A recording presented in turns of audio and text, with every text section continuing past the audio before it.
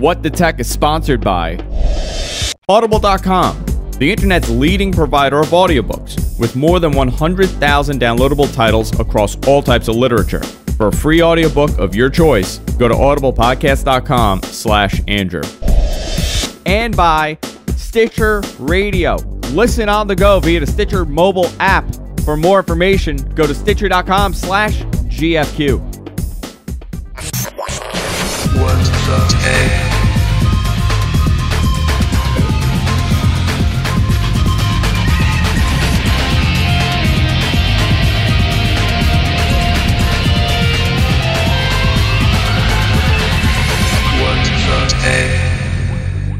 Hey everybody, welcome to What the Tech. I'm Andrew Zarian, and for another international edition of What the Tech, Paul is reporting live from New Zealand. How you doing, Paul? I'm doing well. Wow, look at that connection. You're never going to stop talking about it. I can't. I mean, I've been talking about this for about 10 minutes now, and I'm just blown away that we're able to do this via Skype, and You're in New Zealand. I'm here in New York. It's 8 o'clock in the morning over there on Wednesday. I'm in the past. You're actually a time traveler from the future. I'm in the future. Yeah, we were talking about that. Let me tell you what Wednesday looks like. Yeah, how does it look for you? It's sunny and nice. Oh wow. Yeah, I look the sun forward. comes up tomorrow, Andrew. You're going to be fine. I look forward to it. Another day where the sun comes up. My doomsday scenario won't play out in my head anymore. Right. But Paul is in New Zealand. What are you in New Zealand for exactly? For people who don't know. I was participating in the Tech Ed keynote here yesterday, and I'll be here at the show, for the week. Very cool. So you played around with some cool devices. Mm-hmm. We're going to talk about that. But I do want to say once again, man, Paul's latency is phenomenal today. Boy, a lot going on. Though. I was told this was a reflection of Kiwi pride that this would work for us today. Yeah, tell whoever set this up, it's phenomenal. They get a nice pat on the back from me. To explicitly thank these people for this, yes. Yeah, where are you exactly? So I'm in Auckland, which is on the North Island of New Zealand. Okay. Is that the right way to say it? I'm being ignorant here. This is the North Island of New Zealand. Is that the correct way to say such a thing? This is Rima Broadcasting Group, a radio TV station here in Auckland, our facility. And I don't know, we have some kind of awesome internet connection here. That's amazing. It's amazing. Yeah. And, we'll talk. I guess we'll go to this first before we go into everything we have on our notes, because obviously the first thing you want to do is don't follow the notes. But I was reading, a couple weeks ago we were talking about the internet connection in the States and how there's so many rural areas, and I believe they said something like, I forgot what the number was, but they said something like 145 million people are now wired, or no, it was something low. It was something like 45 million people are now wired. I think it was something like 30 million do not have broadband. Yeah, do not have broadband. And today, there was a stat that came out that said 90-something%, I got to find the article, 90-something% of people with computers have broadband connections. Right, meaning that some do not. Meaning like 2% do not have, or 3% do not. I think it was like 95%. That's not that bad. If you're looking at, you look at the whole thing where 95% of the computer user is using broadband internet. Mm-hmm. That's not that bad. I agree. And that stat where they said, 30 million people don't have broadband, I wonder out of those 30 million people, how many of them have computers in their house? It was interesting. Right. Well, it's a big country with lots of rural areas, so yeah, it shouldn't be that surprising. I just wanted to bring that up because it was a stat, and a viewer actually sent that in because we were talking about broadband, we were talking about internet, but to kind of stay on the topic of broadband, it's amazing that you're in New Zealand and I'm in New York, and we're able to have this. I just want to say that one more time, Paul. Yeah, just want to say right. that. The entire show. Not just in New Zealand, but literally coming from the future. You're in the future. Talking about the future, let's talk about tomorrow, and it's the Nokia Microsoft event here in New York City. I know you're very disappointed that you're not going to be able to attend the event. I'm actually disappointed, too.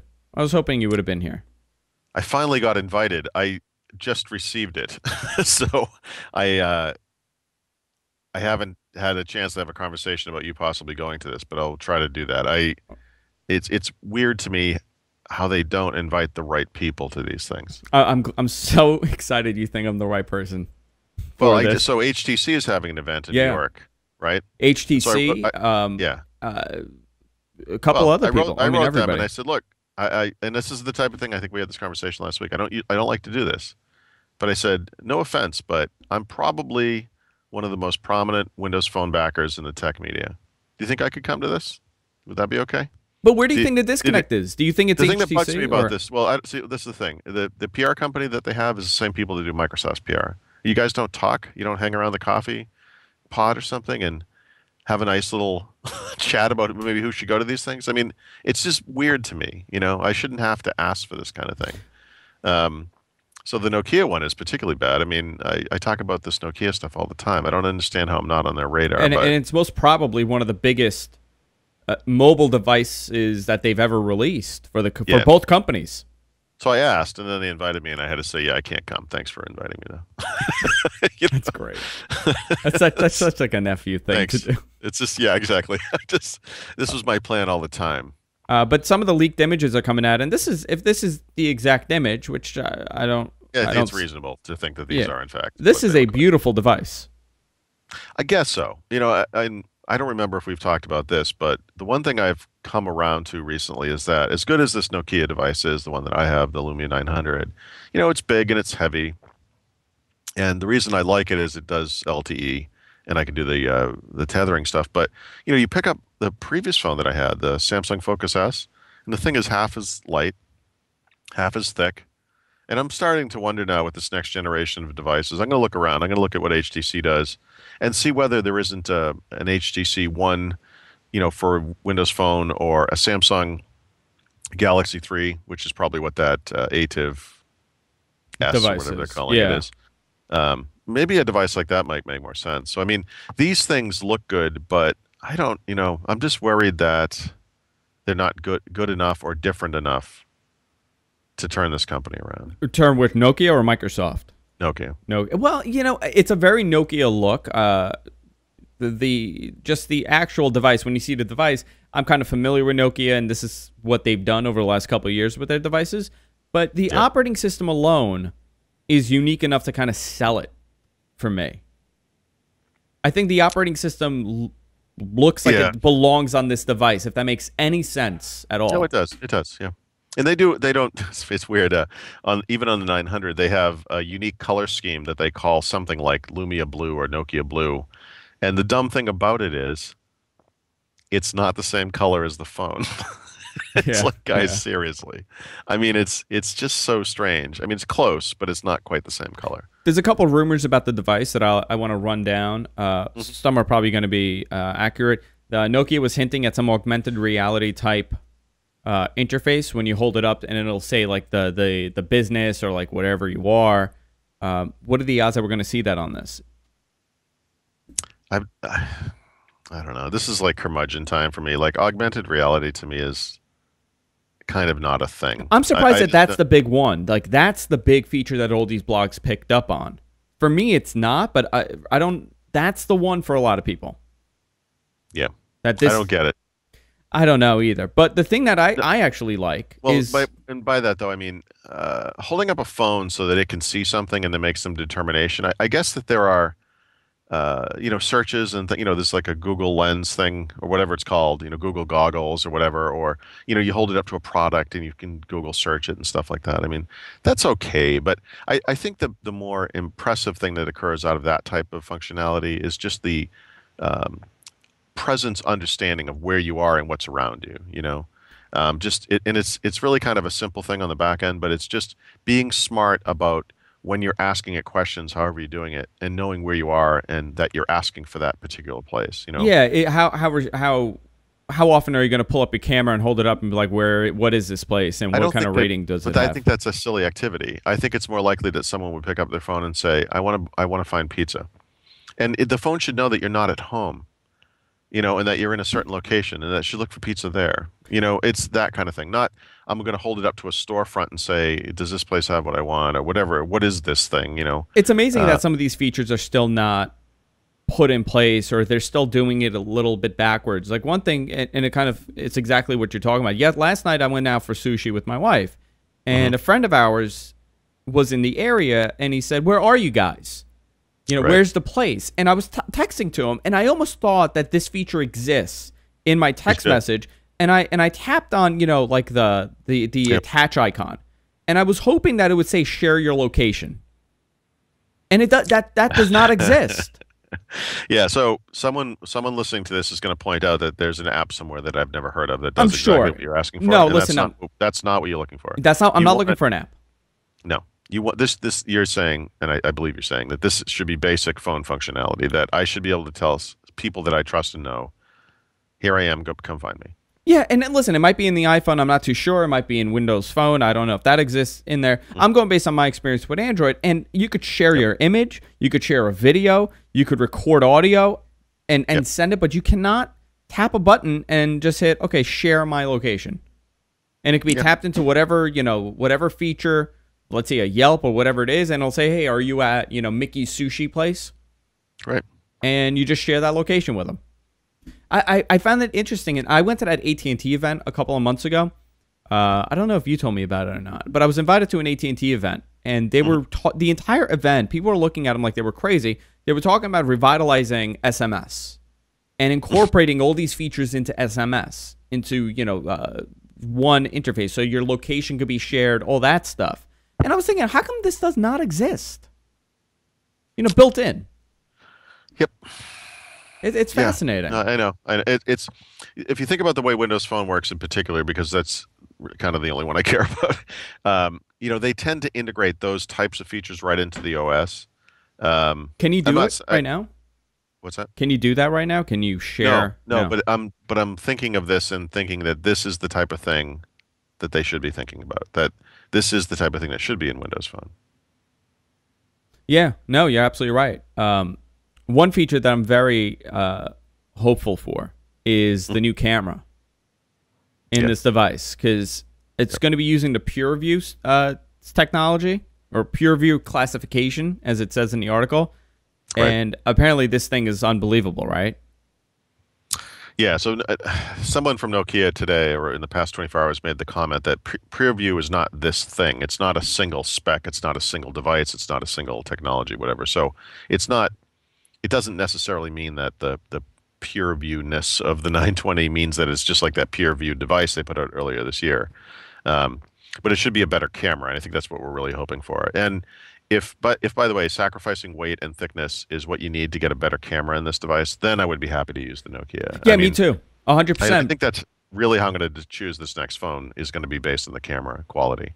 But do you think most people are thinking that, or do you think they just don't care? Because my wife takes grainy pictures with Instagram and makes it even more grainier.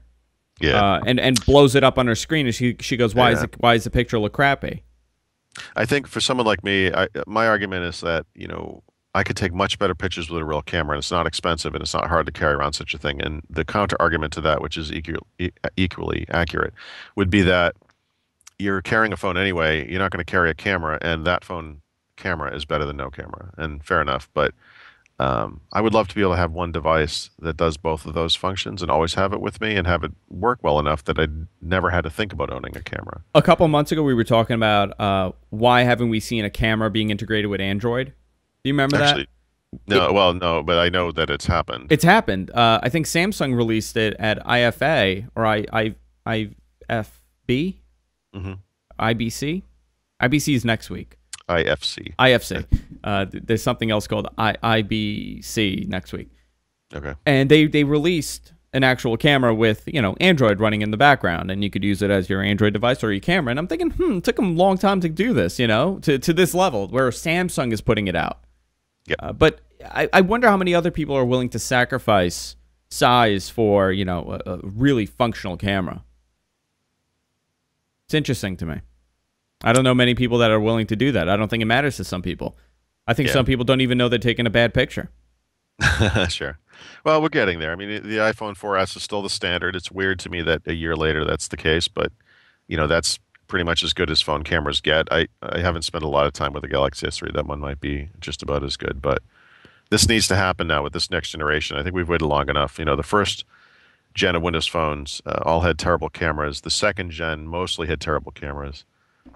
They need to get this right. And there's a lot of good technology in there in Windows Phone 8 around lens apps and so forth that should improve matters. But, really what it comes down to is the hardware. And I think that unfortunately for the Lumia 900, there's no amount of software updating you can do to make this thing better. It's just endemically a hardware problem. So now the big disappointment is that people who did purchase a Lumia 900 or any prior Windows phone will not be able to upgrade to Windows Phone 8. So I have thought about this. I made up in response to an email question I just received, but somebody was asking about that. They said, I understand why they're doing this, but I won't be eligible for an upgrade until October 2013. I really want to get on board with Windows Phone 8. I can't spend $500 or $600 on the phone. How does that work? And it occurred to me, and you could always steal one, Paul. You could always steal one. That wasn't the answer I provided. Oh, okay. I suppose that's an option to it.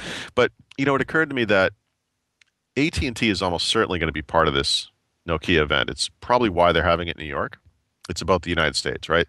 It's occurring on the first day of Nokia's annual trade show that is happening in Helsinki. So why would they have a special event in New York on the same day as their own trade show that's happening halfway around the planet? Yeah. And I think the reason might be that, well, there are many reasons, but I think part of the reason is that they want to have AT&T be part of it and have some announcements that are AT&T specific.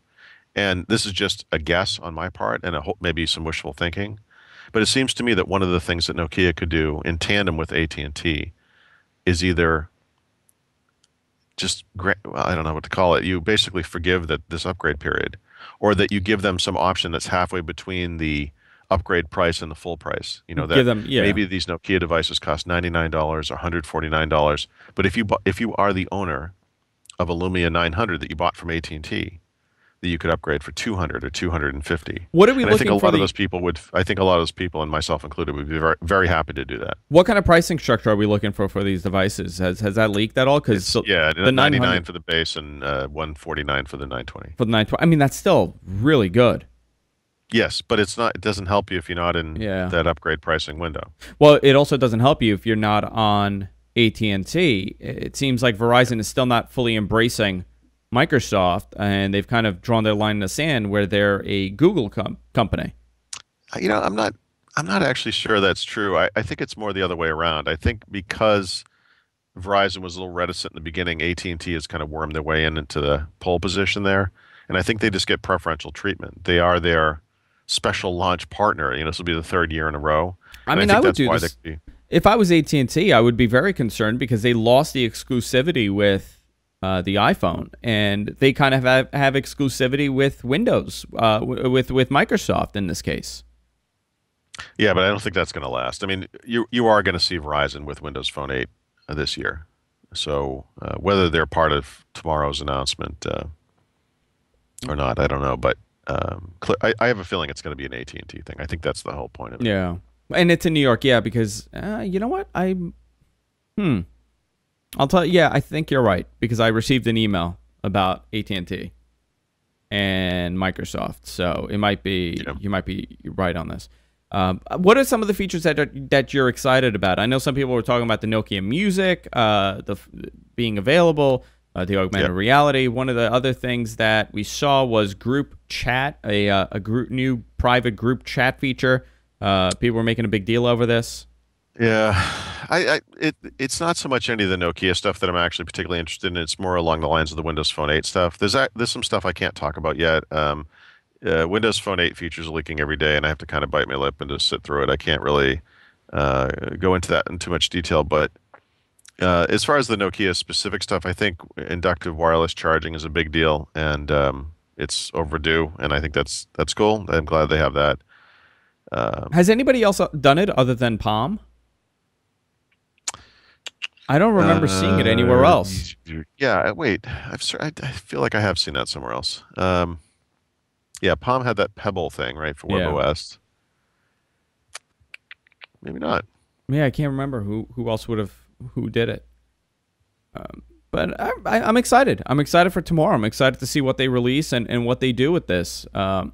This is the device you want. If you're a if you want a Windows Phone 8 device, this is the one that you kind of want, because this is the flagship device, in my opinion. I don't know, Paul, if this is going to be the flagship in 6 months, but right now this is the device that you want to get, and I'm really excited for it, and I'm probably going to pick one up. Yeah, it will be impossible for me not to get one.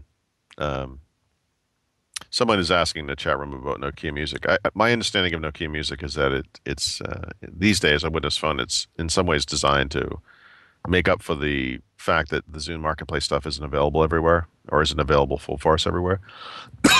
And I'm not saying that we won't have it in the United States, but it's kind of yet another service here when you think about it. We have access to so many music services that it's not quite as necessary in the U.S. as it might be elsewhere. Some of the other big stories for, I guess, this week, next week, the week after, Amazon also is holding an event for their Kindle line. Yep. And I know you're a Kindle user. You've been a fan of it. And they're two big stories. And I think the bigger story here is not really the Kindle Fire, but I think the upgrading the regular Kindles to this paper white. Right. I think that's more of an important feature for them than upgrading the Kindle Fire to have a camera and mapping. It's more of an important feature for me. I can tell you that. Yeah, because people generally buying Kindles aren't, for the most part, they're buying it to read, books, magazines. And to improve that feature on it is a much bigger deal than adding a camera on, a tablet that they have. Right. My assumption is that this paper white thing is their version of the what's the name of that? The Nook device that has the kind of glow light, the glow black backlight. Yeah, it's just a front kind of thing. It's a front lit screen, right? That's pretty much what it is. I don't. Is that the right way to say it? Is it front lit? So you're saying it's lit from the sides, or? Let me see. Let me open. Yeah. Since Barnes & Noble introduced the front lit Nook with glow light in April, we've been waiting for the response from Amazon. So this is their response to it. Yeah, it's front lit. They're releasing that. That might be. I have a fundamental problem with reading on a backlit device. I'm not positive this is even healthy to do, for long periods of time and so forth. I still prefer to read on a traditional Kindle device.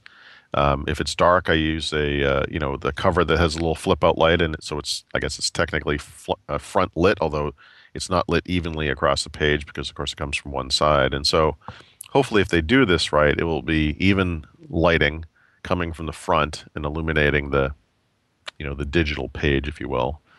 We'll see. I mean, this is another thing. It doesn't really matter. This is another one I'll be getting, if only to review it. But I'm very, very curious to see this one.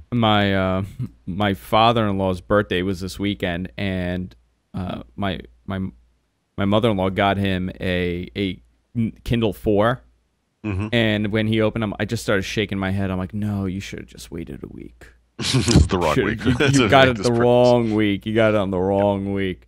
But, some big announcements. Now, I do want to touch on the Kindle Fire 2, the new one.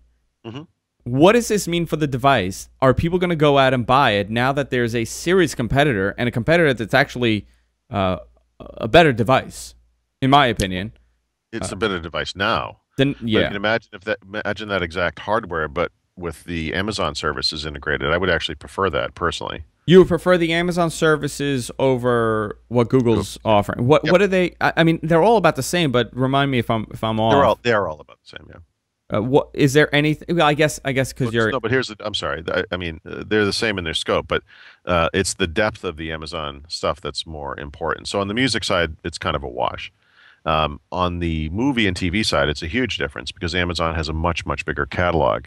And then when it comes to reading, Amazon, obviously you can get the Kindle app on Android devices, but what you really don't get access to, that you do get access to on the Kindle devices, are all the periodical support. And if you wanted to read something like the New York Times, which I do every day, you can deliver that to a Kindle device, including the Fire, but you cannot deliver that to any other Android device or to an iPad or anything like that.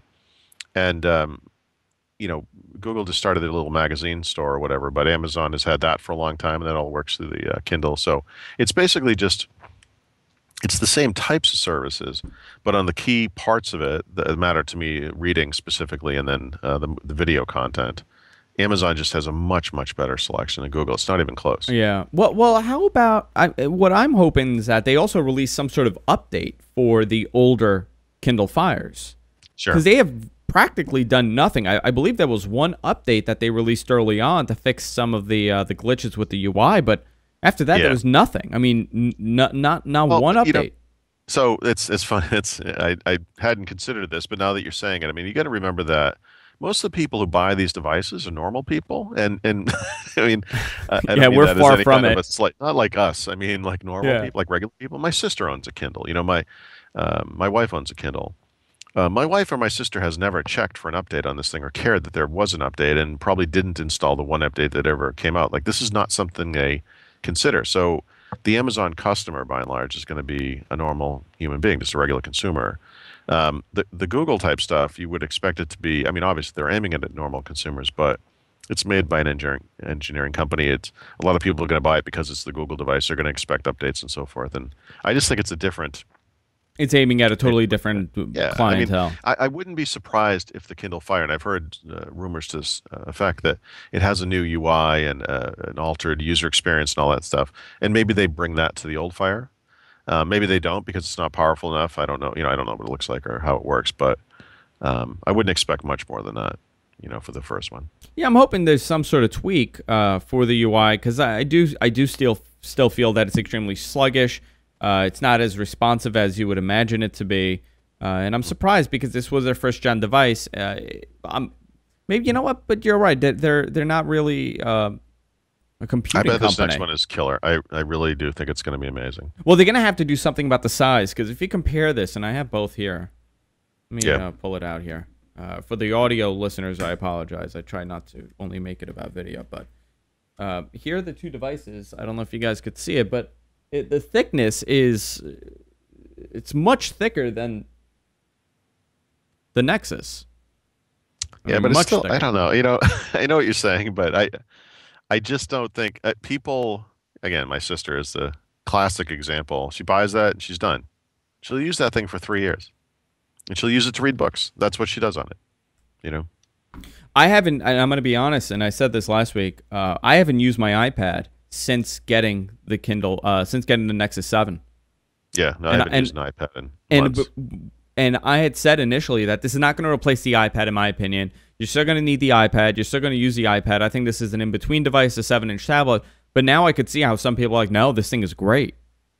I haven't picked up the iPad. The only time I picked up the iPad is my wife and I like to look at pictures on Reddit at night, and we use the iPad to go through all the funny cat pictures. And that's what my iPad has become for me at this point, because I don't play games on it anymore. I've been playing it on the Nexus. I don't, check my email on it. It just sits there. And it's fascinating that I'm not using this device anymore. And I was one of the people that was screaming, no, you need a 10-inch device. So I don't know, Paul. Maybe it's just me. The first thing I said about that thing, other than talking about the price of it, was, this is cute, but I want one that's smaller than this. You know what? I did use it. I used it to sign a contract last week with an app called Sign Now. It was a free app, so you sign it and it just puts it in a PDF rather than printing, and you could just send it directly from there. I used it for that, and it was a pretty cool app. I don't know. These tablets, it's really heating up. I'm curious what they're going to release. Obviously the Amazon ecosystem is pretty significant with the user base and what they could potentially do. And some may argue that it's the only serious competitor for Apple in this space, because they already have the tapped-in clientele. You don't find that? You don't find that right? I don't know.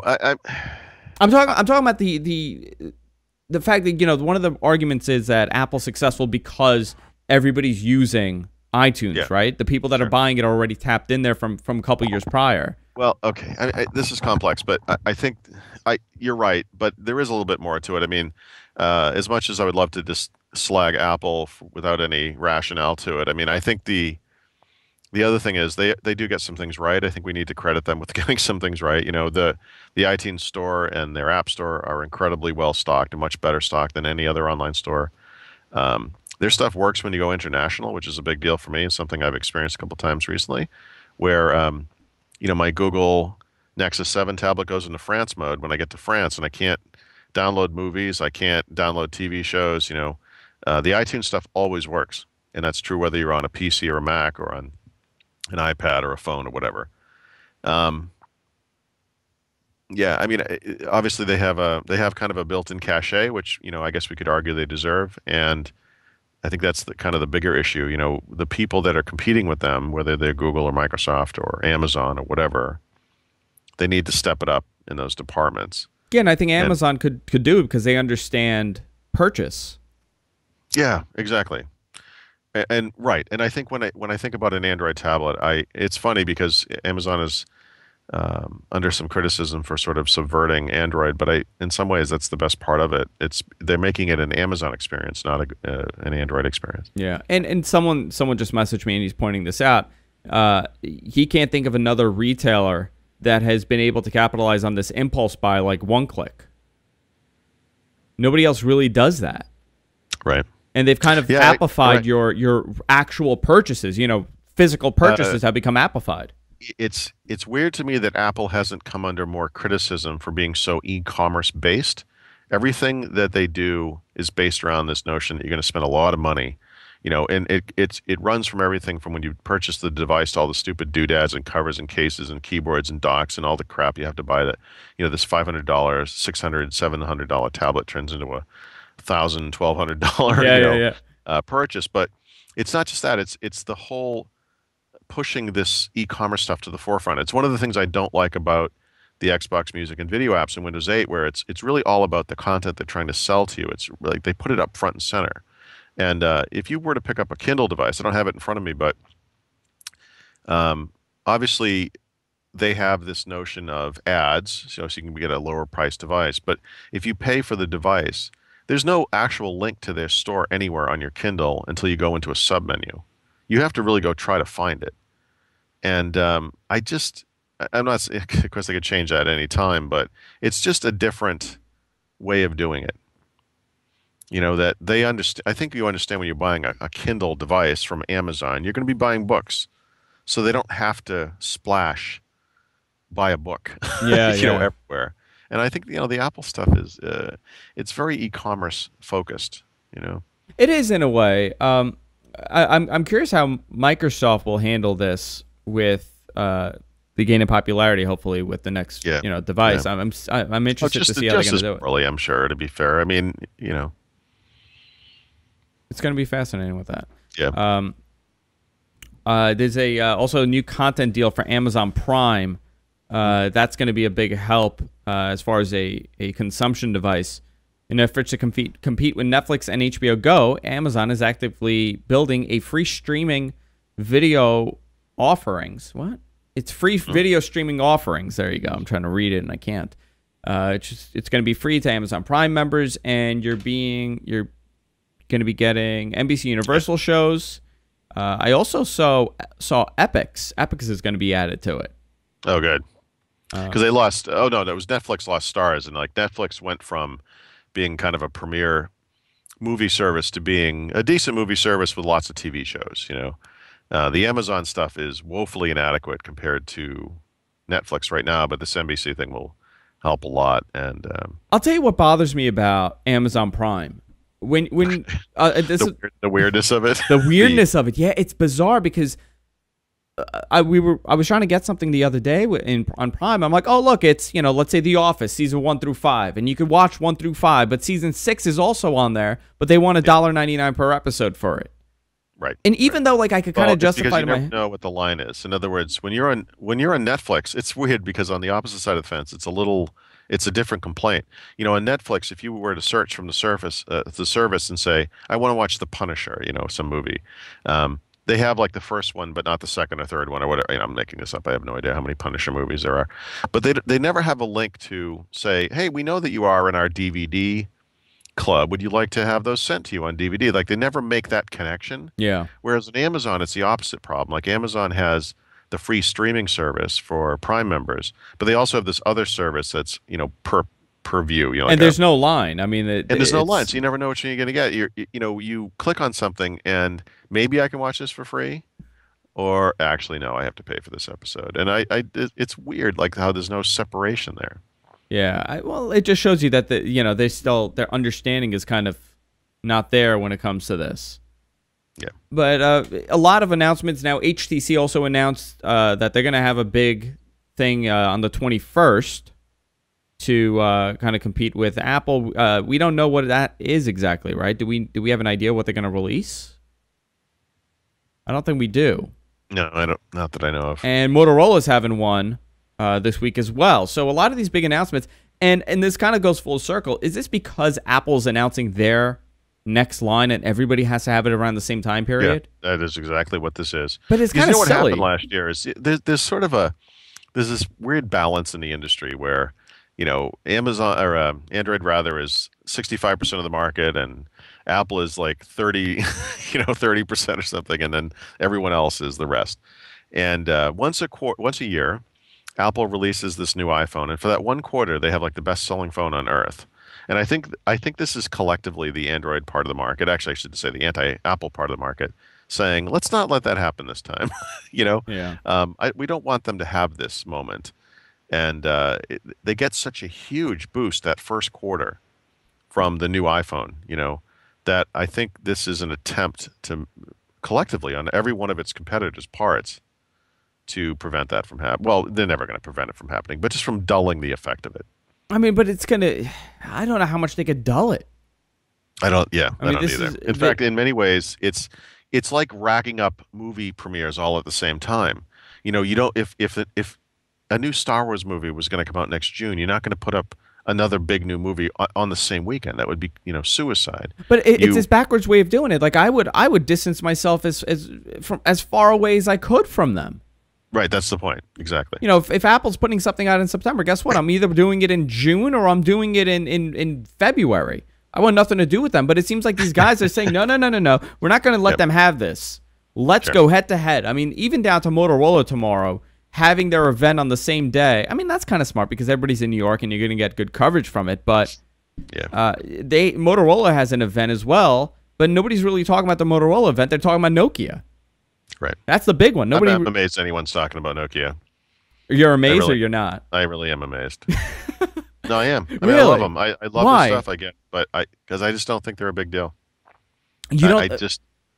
I'm sorry. Let me phrase that a different way. They are not a big deal. They are not the huge company that they used to be. They don't dominate anything. They're not a big deal in today's smartphone market. They just aren't.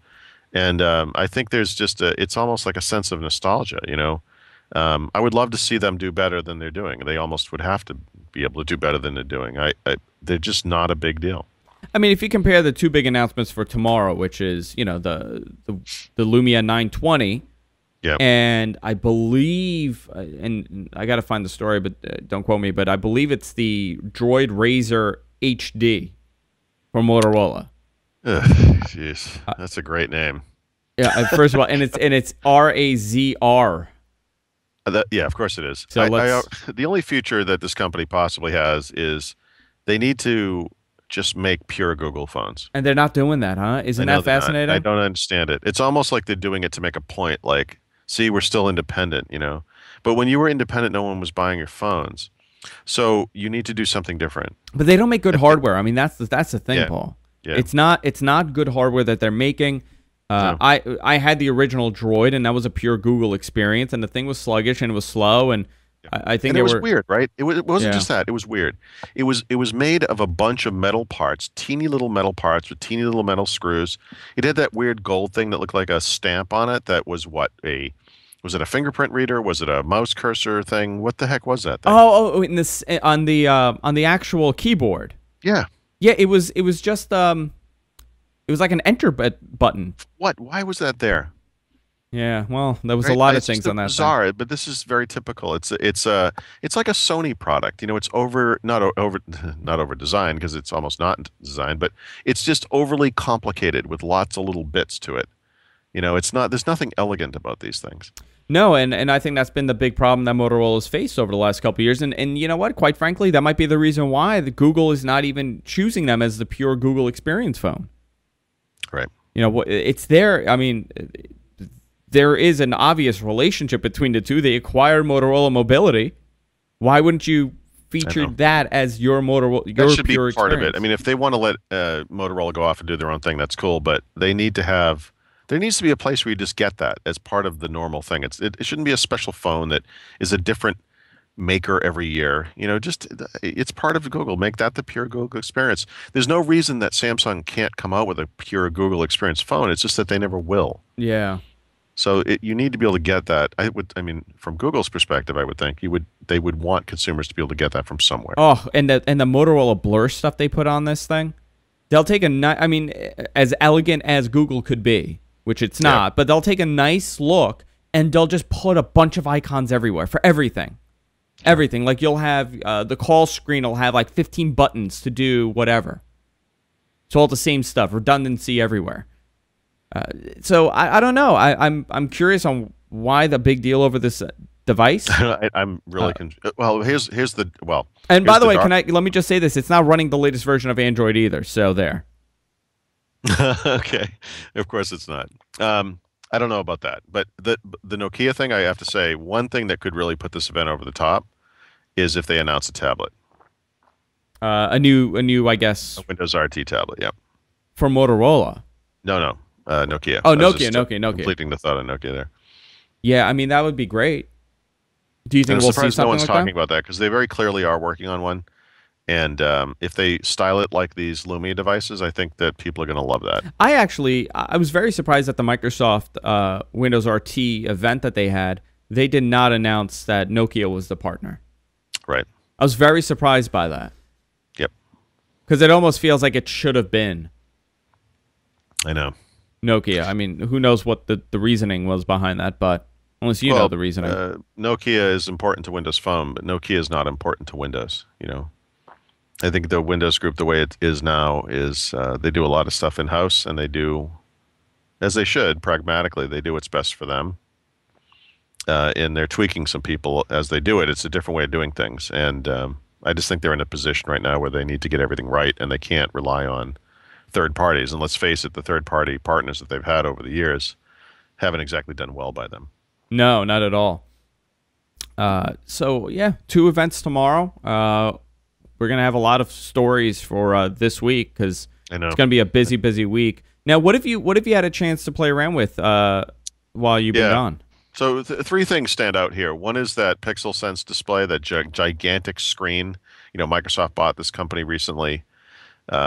Steve Ballmer infamously has one of these things in his office, I guess. I think they had it at I think they had one of these at the consumer preview event, if I'm remembering correctly.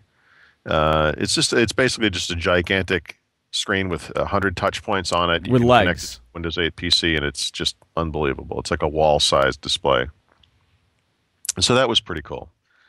The other one was I got to play with, not necessarily a prototype, but it was a Windows RT reference design from Qualcomm. Basically a tablet with a dock and a Microsoft keyboard and mouse. No shock there. It is a Windows 8 machine. That's exactly what it is. Thin and light and whatever kind of battery life. But you use it and it's just like it's Windows 8. It's exactly the same. There's no surprise or shock to it. The reason it was a part of the keynote is that they wanted to show that using virtualization technologies like Remote App or VDI, that you could run either Windows 8 desktop applications like Adobe Photoshop or Visual Studio or whatever virtually on Windows RT in a corporation and gain access to those apps, so satisfying that bring your own device thing. Or you could run the full Windows 8 desktop over VDI and remote desktop connection, and it all works. The multi-touch stuff works, everything works. So that stuff was really interesting. Over remote, yeah. And how? I mean, I don't know if you got to actually play with it. How well did it work? It was perfect. Really? That's interesting. That's actually that's good news. Yeah, I actually played with that fairly extensively because it was part of the demo and we had to keep going back to it again and again. And it worked great. They had HD video running full screen inside the remote session. They had a CAD CAM program rotating a 3D object in real time while the video was playing. It works fine. That's And great. this is a device with like 2 gigabytes of RAM. I mean, Yeah, that's amazing. it's not a hefty device of any kind. The thing that was in some ways more striking for me, because I think when you think about Windows 8 devices, Windows RT devices, there seems to be this line between Windows RT and Windows 8 where the Windows RT stuff is really thin, really light, crazy battery life. And then the assumption is that you really have to go up in size and weight and down in battery life when you go to Windows 8. But there was an Acer device, a little white tablet, I think it was a 10-inch screen, very, very comparable to the RT device. Super, super thin, beautiful little device. And my wife, when she saw that these Windows 8 devices were coming out some months back, and she's not very technical and doesn't care about computers, decided that this would be the future of how she did things, that she would have this kind of a small tablet that she would dock at her desk and put up on a big screen with a keyboard and a mouse. But then when she went out, she could take this small tablet with her. And when I saw this 10-inch Acer, I knew that this was the one that she would want to get. I could tell immediately. It was just a beautiful, beautiful little What was the device. model? Do you know what the model is? I don't. I'm sorry. It was probably a. There were two Acers. One of them was an Iconia. I don't remember the small one. I'll have to look it up. But I'm trying to beautiful. find it now. It was just really nice. I don't, last week we were talking about this, and this is the future of Windows. You're going to be able to dock these devices. That's the device. And the thing that people don't understand is, they're saying, well, it's for touch. I'm like, yeah, but all your devices are eventually going to be some sort of touch. You're not going to need to you're going to take this one device and you're going to dock it everywhere. That's the device. That's how it's going to work. So your tablet and your PC are going to be one device. And I think a lot of people, when they think about traditional computing, that they're stuck to this one mode where the laptop is the laptop, the desktop is the desktop, and the tablet is the tablet. But what Microsoft is trying to attempt here is say, no, everything is one. Right. You take the tablet, you dock it, and now it's your desktop. Yeah, this was kind of, we working through the show a little bit. I was, Microsoft has their kind of vision about how they want to communicate this, and I think what they were trying to say originally was this notion of no compromise, that you can have a single device that does everything. And that's true. And I think that's one of the neat things about Windows 8, Windows RT. Some people are going to want different devices. I mean, some people are always going to have a phone and a tablet and then some kind of a computer that's a real computer. That's not really going to change necessarily. But it is amazing that people have spent a lot of time and money trying to retrofit an iPad in particular into something that resembles a computer, that they buy this thing because it's so simple and relatively inexpensive, but then they double the price and they up the complexity to a wide degree by adding all this crap. So that, by the way, that thing on the right in that picture you're showing is the bigger. Are those both Aces? Go back to that picture. They're the Iconias, yeah. Yeah, we had both of those on stage. So the one on the right is not the one I'm talking about, although we did have that there. That's the bigger device. The one in the back there, whatever. So, but they're both dockable. I mean, the bigger device is also dockable. Of course, yeah. Yeah, I mean that's a laptop of the future. I mean, yeah, that's what a laptop will be. That one in the back. I'm guessing that had a 10-inch screen. It seemed very small to me. Maybe it was 11. I don't know. You know what's fascinating? Someone just messaged me this. What will Apple's answer be if this catches on and this is how it is, where every laptop now is dockable? Higher end laptops, obviously. You're not. I don't think they care. Apple has it. So, I mean, do they go and do this? Because if they do, they're not in their current. Apple could do some things right now that would make this so much better for people, but they won't do it, right? They could add a USB port to the iPad. They could, so that you could just plug in a hard drive and actually access, more content that you can fit on the stupid little storage they have on these devices. They'll never do that. They could make it so that you could do keyboard-based task switching and switch between a web browser and a word processing document, so you could write and read, as you were going in a very elegant fashion. But to them, even though that is more functionality, it's also more complexity, and they just kind of that's where they draw the line. And I really feel like this stuff, which is so simple, add an SD card slot, add a USB port, be able to plug in a camera without having to buy yet another stupid add-on. They can't think like that. They just don't do that. I'm just thinking for overall, like if this is the direction computing is going, they're gonna, and this is just assuming that assuming as of the next version of OS 10 will not be this total revamp, they're going to have a very difficult time, and they're going to have to play catch up. If the market sees this and says, wow, I'm in love with this device, I'm going to spend $1,200, and now I have a tablet and I have a computer. Well, I don't know. I guess the other question, though, is how many people need that stuff. So, Apple may simply decide that their volume market is these simple devices, and that, yeah, there are people who need more complex things, and they can buy PCs, just like some people, a very small number of people need CAD/CAM programs or, these very complex graphics programs or whatever. Most people just don't need that stuff. And so Apple obviously is very comfortable selling to a mass market. And if that mass market are people with less sophisticated computing needs, so be it. I mean, it's fine. It doesn't mean they're stupid. It doesn't mean they're simpletons. But let me just say this. Isn't it the opposite? Don't you think Microsoft is kind of catering for the people that don't have simpler computer needs with this operating system? Microsoft has always catered to everyone. And so that has been their greatest strength and their greatest weakness. You making a product that works for everyone is very difficult because it's always not optimized for anyone.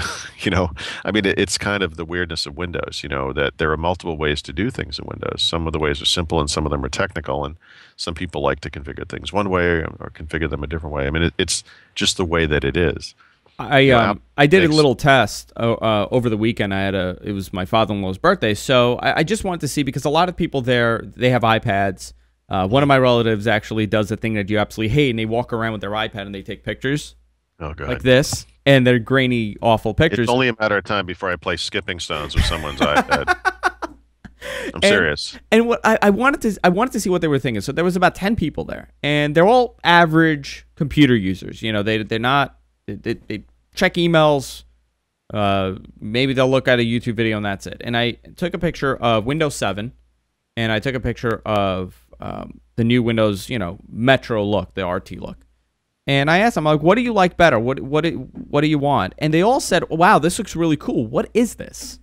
And I said, that's Windows. And they were like, no, that's Windows. I'm like, no. This is what new Windows is. Right. And the first thing that they all said was, wow, everything is there. And I'm like, what do you mean? He goes, look, you have browser, you have video, you have people, my contact list, my email. And they were blown away by how simple it is. He goes, so I don't have to, do all the stuff that I used to. I'm like, no. So I think to those people, this is going to be a great product. Now, for the hardcore user that wants to, run 15 applications at the same time and multitask, right, and wants the high performance apps and play a game. Remember, though, but we're talking about Microsoft. Those people will always be accommodated, always. No, they will. I mean, they're not going to get rid of this desktop stuff until and if the Metro stuff can accommodate everything you just described. So, there'll be some. But do you think those people are a priority? I don't think those people are a priority.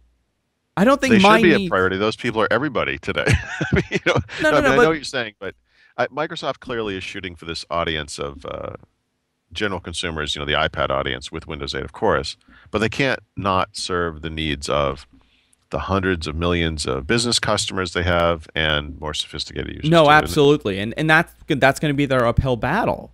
Yeah. But in reality, my needs, which are very specific for what I'm doing, are not a priority for Microsoft. Their priority is sell this to as many people as possible, make it simple for them to buy it, and sell as much as you can. I mean, that's really their main priority, is to get this in people's hands and get them to buy new devices. Enterprise is a whole separate beast, and I don't know how they're going to handle that. But I guess they're looking at it as they're not going to upgrade anyway right now. So right. By the time they upgrade, we'll fix all these issues that they're having with us. Absolutely right. Yep. So very interesting. It's going to happen. I think this, the speed at which they will fix those issues will surprise people within the context of it's Microsoft, so they're not going to move at lightning speed, but they're going to move more quickly than they have in the past. They're not going to wait for Windows 9 or for 3 years to get this right. I mean, they're going to fix these problems, and I think people are going to be okay with that. It is time for our Audible pick of the week, and of course, we're going to play the What If game. We had a very interesting What If that I think would have impacted more than just that one specific company. But Paul, before we go on, what is your Audible pick of the week? I just made this up on the fly, as I have not read this book yet. But there's a new book out called No Easy Day: The First-Hand Account of the Mission That Killed Osama bin Laden by Mark Owen, a former Navy SEAL, I believe, or Black Ops. No, I guess it would be Navy SEAL, not Black Ops, right? I've not read it, but of course I've read about it, and I'm interested to see now that it's out. So I'm going to grab this before I head home, so I can read this on the way home from this trip. How But long? How long is the flight? it's about 127 hours door to door. I don't know. It's 12 or 13 hours to San Francisco, and then another 6.5. Or so. I guess that way it'll be 5.5 to get home. So About 10 hours, 11 hours, 12 no, hours. it's more than that. It's like it's almost what is it? It's almost 20 hours in the air, and then whatever time I'm on the ground. I mean, door to door, it's a day. It's 24 hours. Yeah, this is a pretty interesting read. I might check this out too. I totally forgot that this book came out, and it's the first-hand accounts of the mission. You could also, if you go to Audible, try audiblepodcast.com/Andrew. You could get your free audiobook. You could sign up for free and download the book, and it's an interesting read. It's 6 hours, 54 minutes, and here's a quick sample of the book. We will not be having a quick sample of the book. I take that back. That was a very quick sample. That was a very quick sample of the book because my Mac does not recognize my USB. That must have been the moment device. of silence and or prayer that they had right before they went on the mission. Yeah. Audiblepodcast.com/Andrew. Let me know what you think of this, Paul. I'm going to download it too. Actually, I'll do it as we, this is one of those books I just have to read. I'm just intrigued by this. Yeah, I'm going to download this too. It's a quick read though, 6 hours. That's all. Yeah. It's not one of these 18-hour, It's not, Stephen no, he King didn't novels. Whole life plus one chapter on this, and this was the only thing we were going to read anyway. Yeah. Yeah. So to do our what if, Paul. Now, our what if was submitted by a viewer, and I encourage all of our viewers to submit your what ifs for the what if game. If you send an email to guysfromqueens@gmail.com, we will put you into the selection for the what if game. And this week's what if is what if Steve Jobs never went back to Apple? right. Where would we be right now? Actually, the one thing before we get to that specific part of it, I think it's important to think about what would have happened to Steve Jobs. Steve Jobs his next business would have failed and gone out of business. What was failing at that point, right? Yeah, it absolutely would have failed. It had been failing for a decade by that point. And he would have been remembered as the guy who co-founded Apple, of course, and achieved incredible success with Pixar. That would have been his legacy, which is still an amazing legacy. But there's no doubt that Next would have gone away. It would have gone away. And honestly, it's amazing in retrospect to even think this way, but that would have been one of the most horrific outcomes for the computer industry, the technology industry. If Next went away. If Next had gone away, yep. Yeah, because they would have never. Because the Next technologies, which, we're kind of just sitting there mostly unused. Their incredible operating system, Next Step, which had become Open Step, which nobody used, and which pretty much it's still the standard for OS 10. OS 10 was which built became on that. exactly. Which became, by the way, iOS as well. iOS, yeah. And so that would have just been horrific. Obviously, a lot of his tenure at Apple was involved in turning the company around and then getting it to move into new businesses. So what's interesting is, like, from an Apple perspective, Apple probably would have gone under as well. But if Apple had somehow survived without him, it would have been a much smaller company, and it would have been a computer company, and thus would now be irrelevant or gone anyway. The reason that Apple is such a success story is because Steve Jobs and or some other people at Apple had the foresight to look into other businesses. It's weird in retrospect because they realized they'll never win the PC the computer market. Yeah, they needed to diversify, and it's weird because they went into music first. That was like the first thing. It was such a strange choice, but it looks like it was a natural progression now, but it wasn't necessarily a natural progression. But music devices, online services, the online services stuff led to App Store. That was a Hail Mary in their case, because imagine if the iPod never took off. Imagine if it was never embraced. It's amazing, right? Because initially it was not a good device. It was Apple only. Yeah. And it was very expensive. It was an elegant device, but it was FireWire. It was quirky in the way that Apple products were always quirky back then, It was Mac only, it was FireWire. But they got so much stuff right. It was a very interesting thing, but it led to these other types of iPods, of course, and then eventually to the iPhone and the iPad. and really to the future of this company, which is a mixture of these devices and the annual sales that they get from them, but also just the amazing services that are attached to them, all of the e-commerce stuff, which has just been a huge success for them. So these things, all of those things triggered copycat designs from competitors, none of which were very successful, but spawned entire industries. And I think that's what's amazing about this stuff. And it's hard to contemplate how different things would have been if Apple had just stuck with the computers. If it wasn't Steve Jobs, you know, Apple, they would have failed. I mean, it would have taken them a while to fail, but they would have probably eventually gone under. So actually, I actually believe they were weeks or months away from bankruptcy by the time he came back. But it doesn't matter. I mean, regardless, they would have failed or not, and if they didn't fail, they would have failed eventually because the PC stuff just never would have been big enough of a business for them. Now, the other argument is, what would have happened to Microsoft if Apple had failed? If Steve Jobs didn't go back, Apple failed, what would have happened to Microsoft? They might have had to split off. Right. You know, it was a funny time. It was a very really interesting time because you know, some may argue that Microsoft's fate was in the hands of Apple failing or continuing on. Yeah, Microsoft is a much better company today thanks to Apple, and it's a it's a strange thing to say. Actually, in an editorial, I think for the magazine that I don't believe has been published yet, I open it with saying that Windows 8 is Apple's fault. You know, that this type of thing would never have occurred without Apple, ever. And I don't mean that like they copied Apple, and I don't mean that at all. They're not really copying Apple, but they're inspired by the success of Apple. It has caused them to think differently. But everybody has been. I mean, everybody's design has kind of changed, and the way that people concentrate on the actual look of the device rather than the guts. Design obviously is a huge part of it. Mobile devices wouldn't be where they are today. I mean, imagine a future where Windows Mobile was actually successful, how terrible that would be. You know, we'd have these iPack devices with sleeves and Wi-Fi cards sticking out of them. I mean, stylus is everywhere. Yeah, it's just horrible to even think what this world would have been like. And so, you know, we sort of make fun of Apple and we poke the stick at Apple as much as we can because it's fun. But I mean, I think ultimately, even though I don't agree with a lot of their business practices or the way they advertise their products and everything, their net effect has been positive for consumers overall in ways that I don't think even most of us imagine on a daily basis. You know, that they've inspired so many other things. Yeah, if you look back in hindsight, you may think that, well, you know, things were a natural progression. You're absolutely right. You know, this happened and this happened and this happened, but there's always that one catalyst that if it didn't happen, that domino effect would have never existed, and it would have affected so many more things. Well, remember we talked about Longhorn last week. I think it was last week. Yeah. You know, if the Apple stuff had never taken off, the bad effect of Longhorn would never have happened because, you know, the PCs kind of would have probably continued the way they were going, and Longhorn would have been fine for that.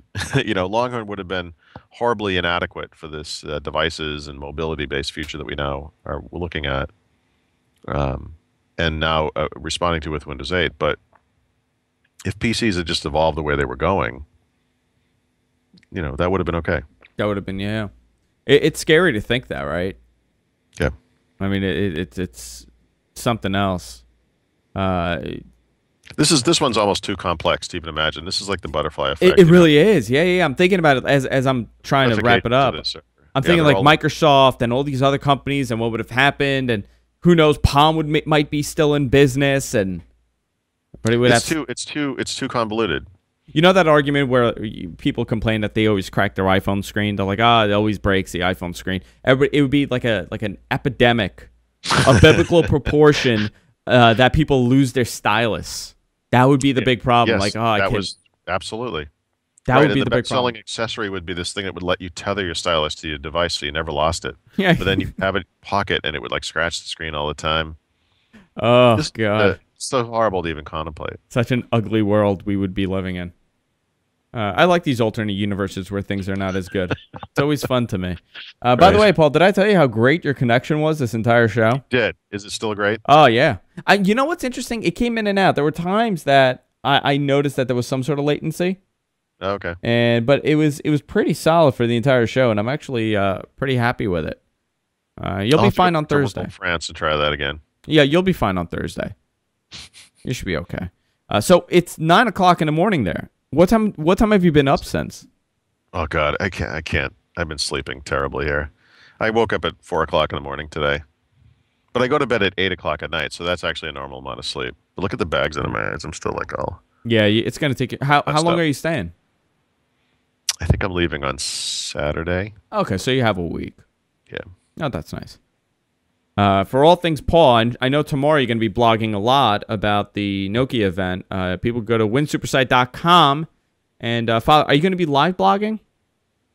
I don't think are they doing a live broadcast of it. I don't even know. No, but information is going to be leaking out as it comes No, out. I won't do anything live. I think it's well, there could be some surprises. I shouldn't say that. We'll see what happens. Okay. Go to winsupersite.com. You can follow Paul on Twitter at The Rod. I'm at Andrew Zarian on Twitter. If you miss any portion of the show, you can check it out on our website, gfqnetwork.com, where we should have it up within 24 hours. We're pretty good with that stuff. And I think that's about it, Paul. Is there anything you want to say before we leave? Wow. I can't keep my head straight. My book is out. It's out. Yep. When did it come out? Windows 8 Secrets. I don't know. Some recently. It's hard to keep track, but I had missed my originally I was supposed to fly here on Friday, and because of flight delays in San Francisco, I had to leave on Saturday. And so I got a package of books on Friday that I wouldn't have seen if I had come on time. So it was kind of cool just to see it. It shipped today. Where should people buy it from? Amazon. Go to Amazon. So I'm going to post. there were complaints at one point that the Kindle price was too high, but I guess now the Kindle price is lower than the paper version, which is the way it should be. Very, very exciting. Are you excited? I'm too tired to be excited, but I'm I'm just glad. I'm glad, I guess, that it's out finally. By the way, it happened really quick. I mean, you might remember we were waiting on the publication of the book to hear what was going to happen with this Metro code name. Yeah. And we waited a while, and of course, nothing has ever come down on that. So, we left it the way it was, and this thing came together really quick. For a paper book, it got printed and shipped, and I'll tell you, Paul, you are in the future because the publication date on Amazon is September 11th. Yeah, no, Amazon's shipping them to customers already. In fact, people have already received it. That's great. Awesome. Yep. We should do a couple giveaways in the coming weeks. Yeah, I agree. Oh, yeah, and we will. And whenever I come to New York next, I'll definitely we'll do some book stuff. Cool. Awesome. All right, guys. That was What the Tech. We're done for this week, so be sure to check us out next week. Until next time, take care, brush your hair, and Paul will probably go to sleep after this. Good night.